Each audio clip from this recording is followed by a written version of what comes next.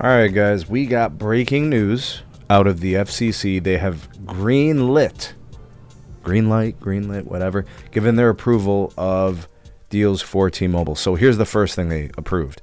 They approved the T-Mobile and MetroNet deal. So that's official. That's a fiber company. So they're full speed ahead with Lumos and now MetroNet. They're going to dabble in fiber, right? So they're going to build that business.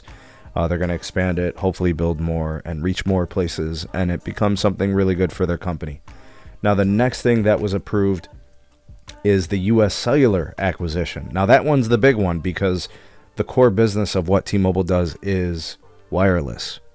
Okay, so what happened? What took place? Well, I'm telling you guys, these deals were always going to be approved. These deals were never in question. These deals were not going to receive enough pushback, at least not through the eyes of the regulators. So the FCC, the Department of Justice, they gave T-Mobile the blessings to go ahead and do this. And the reason why is because they just wanted them to end their whole DEI programs. That's it. That's all it takes to get mergers and acquisitions under this administration. Yes, it is like that. If you do as they say or meet their request, they will allow you to do whatever the hell you want. So a little bit of market consolidation, US Cellular not being a player anymore. They've been terrible. They haven't been competitive. You can argue that it wasn't really helping anyone that they existed because their network wasn't expanding. In fact, it was probably shrinking. The carriers had overbuilt in areas. They no longer used US Cellular in all the instances, just some small roaming when it used to be substantial roaming.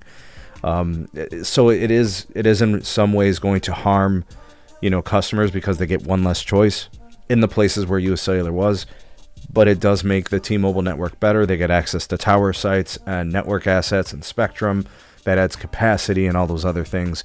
And actually, this is going to help Verizon and AT&T too, because they get spectrum assets as well, as the fire sale from US Cellular can now commence. All right, so those things are approved. That's all it took. Again, companies don't give a shit about people.